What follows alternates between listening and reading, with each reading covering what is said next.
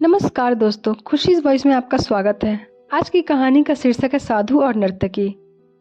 किसी गांव में एक साधु रहता था जो दिन भर लोगों को उपदेश दिया करता था। उसी गांव में एक नर्तकी थी जो लोगों के सामने नाच नाच कर उनका मन बहलाया करती थी। एक दिन गांव में बाढ़ आ गई और दोनों एक साथ ही मर गए। मरने के बाद जब ये दोनों यमलोक पहुँचे तो इनके कर्मों और उनके पीछे छिपी भावनाओं के आधार पर इन्हें स्वर्ग या नर्क देने की बात कही गई।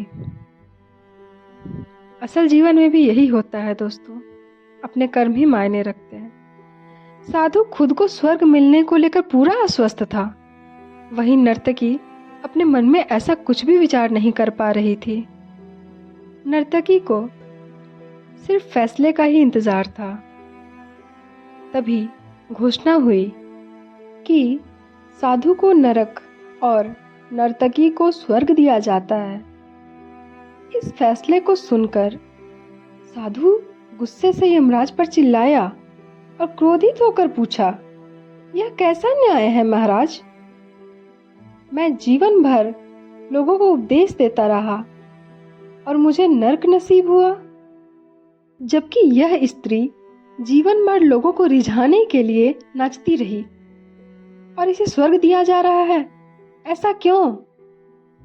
यमराज ने शांत भाव से उत्तर दिया, यह नर्तकी अपना पेट भरने के लिए नाचती थी, लेकिन इसके मन में यही भावना थी कि मैं अपनी कला को ईश्वर के चरणों में समर्पित कर रही हूँ। जबकि तुम उपदेश देते हुए भी यह सोचते थे कि काश तुम्हें भी नर्तकी का नाच देखने को मिल जाता। इसका मतलब यह है कि साधु अच्छा काम करते हुए भी मन में कुछ और ही रखे जा रहा था। उसके बाद यमराज ने साधु से कहा, हे साधु, लगता है तुम ईश्वर के इस महत्वपूर्ण संदेश को भूल गए कि इंसान के कर्म से अधिक कर्म करने के पीछे की भावनाएं मायने रखती हैं।